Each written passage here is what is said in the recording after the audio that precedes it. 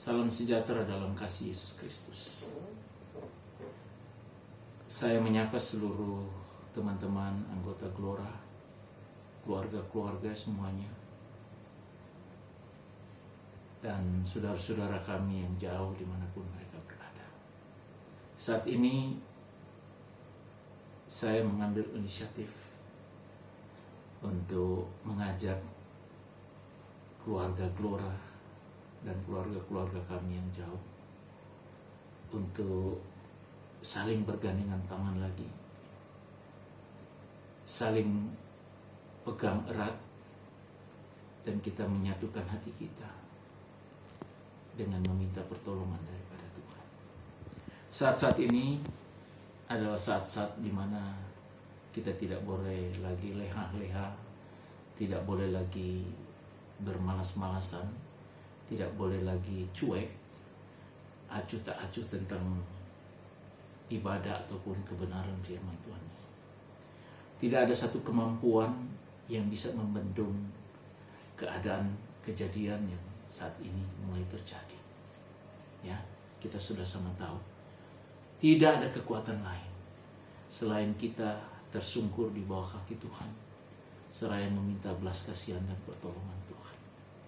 Itulah cara yang terbaik yang kita harus lakukan ketika saat-saat ini. Ya, kita sudah dengar kejadian yang barusan terjadi. Keadaan-keadaan ini sangat tidak baik. Ya, iblis semakin bekerja sangat giat, meneror, membuat orang tidak ada damai, membuat orang gelisah dan penuh dengan ketakutan. Tetapi saya mau katakan saat ini, jangan takut. Jangan takut. Hati dan pikiran kita semua harus dikuasai oleh perkataan firman Tuhan. Kita harus mengatakan bahwa hidup ini, hidup kita yang percaya, hanya ditentukan oleh perkataan firman Tuhan saja. Dan yang saya mau katakan saat ini, apa yang menjadi perkataan firman Tuhan tentang diri kita? Apa? Oke, saya tidak akan memperpanjang lebar-lebar tentang ini. Yang saya hanya bawakan untuk menguatkan, memberikan kekuatan penuh bahwa hidup kita tidak sendiri. Kita tidak sendiri. Secara kasat mata benar, kita ada di keluarga dan kita melihat pribadi pas pribadi. Tetapi dengan iman percaya kita, dengan keyakinan yang penuh dan benar di hadapan Tuhan, Tuhan telah menyiapkan pasukan tentara surga yang akan berada di samping kiri, samping kanan, muka, belakang, atas, bawah. Itulah janji Tuhan ketika kita berada di dalam genggamannya. Haleluya. Kita buka di dalam Filipi, ayat pembukaan saya.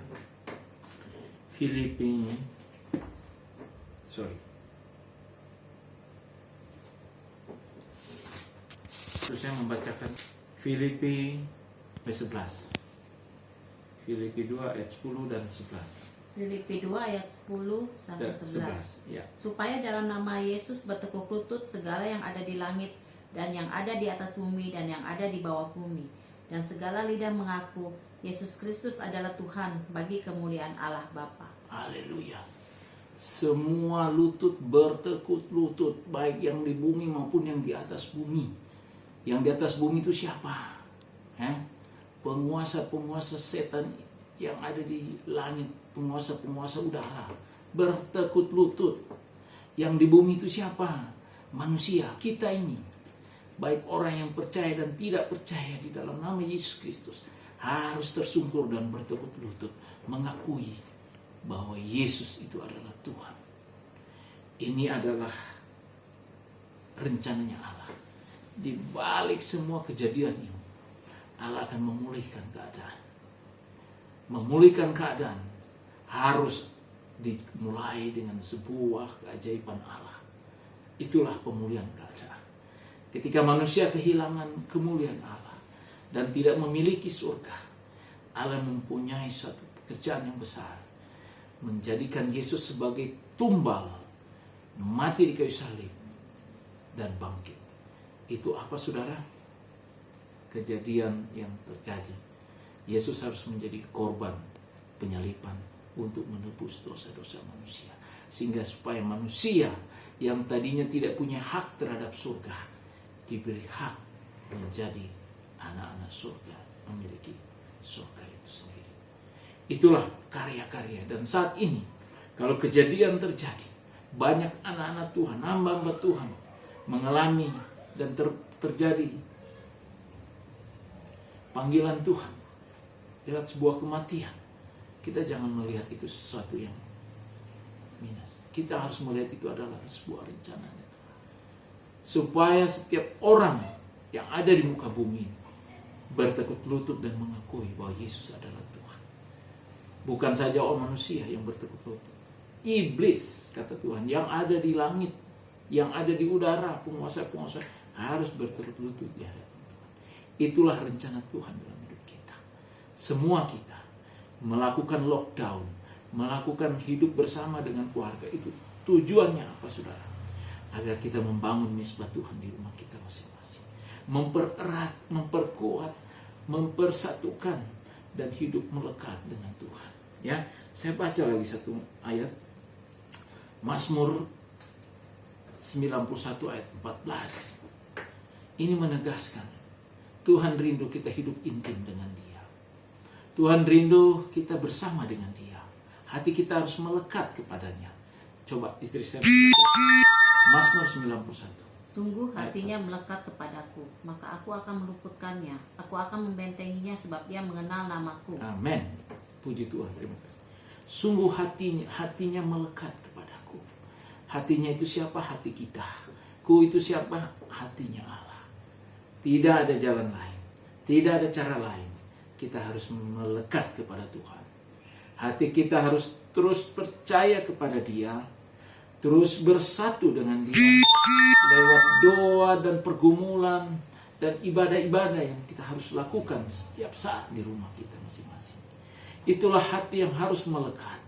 Itulah cara kita melekatkan diri kepada Tuhan dan terus merenungkan perkataan firman Tuhan.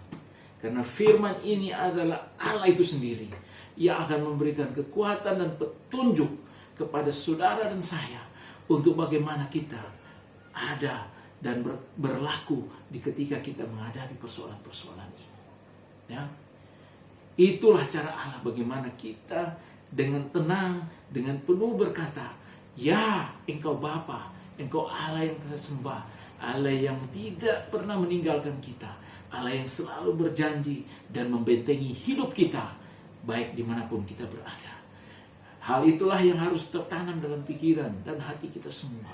Sehingga roh ketakutan, roh kegelisahan, roh teror, roh yang memberikan semua dampak-dampak ketakutan dalam hidup kita terpatahkan di dalam nama Tuhan Yesus Kristus. Firman yang harus menjadi kekuatan kita saat ini. Ya, kita melihat pertama Yohanes 1 ayat 1. Siapa sih? Apa sih firman itu sebenarnya? Ya, istri saya membacakannya. Haleluya. Pada mulanya adalah firman.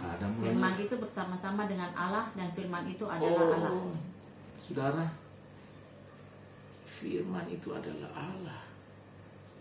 Mencari Allah, mencari Tuhan yang kita percayai. Tidak jauh, saudara. Tidak perlu kita langsung ke gereja. Ya, karena gereja sekarang sudah lockdown. Kita cukup buka Alkitab dan membukanya. Saat itu pula engkau sedang bercakap-cakap langsung dengan Allah itu sendiri. Yohanes 1 ayat 1 mengatakan, pada mulanya adalah firman, firman itu bersama-sama dengan Allah, dan firman itu adalah Allah sendiri. Dan kita mau tahu apa petunjuk Tuhan ketika kita mencari Dia dalam kondisi dan situasi yang saat ini. Ya, Tuhan selalu berjanji dan Dia selalu memberi apa yang Dia janjikan. Haleluya. Matius 7 ayat 7 sampai 8. Istri saya yang membacakannya. Haleluya. Matius 7 ayat 7 saya sampai dan 8. yakin. Mintalah maka akan diberikan kepadamu. 1. Carilah maka kamu akan mendapat. Ketoklah maka pintu akan dibukakan bagimu. Haleluya. Mintalah maka engkau akan mendapat. Ya. Ketoklah maka pintu akan dibukakan bagimu. Carilah, maka engkau akan mendapat. Ini satu ungkapan yang langsung Yesus katakan. Langsung keluar dari mulut Yesus yang kita percaya. Bukalah, ketoklah, carilah, maka semua yang kau minta dan cari, engkau akan mendapatkannya. Saat ini apa yang kau cari dalam situasi saat ini? Dalam keadaan genting dan dipenuh dengan rasa cemas dan ketakutan. Kegelisahan melanda anak-anak Tuhan. Peristiwa demi peristiwa terjadi. Apa yang Anda akan cari? Siapa yang akan cari? Langkah-langkah apa yang engkau cari? Firman Tuhan menjawab, ketoklah, maka pintu akan dibukakan. Carilah, maka engkau akan mendapatkannya. Saat ini tidak ada jalan lain, tidak ada cara lain.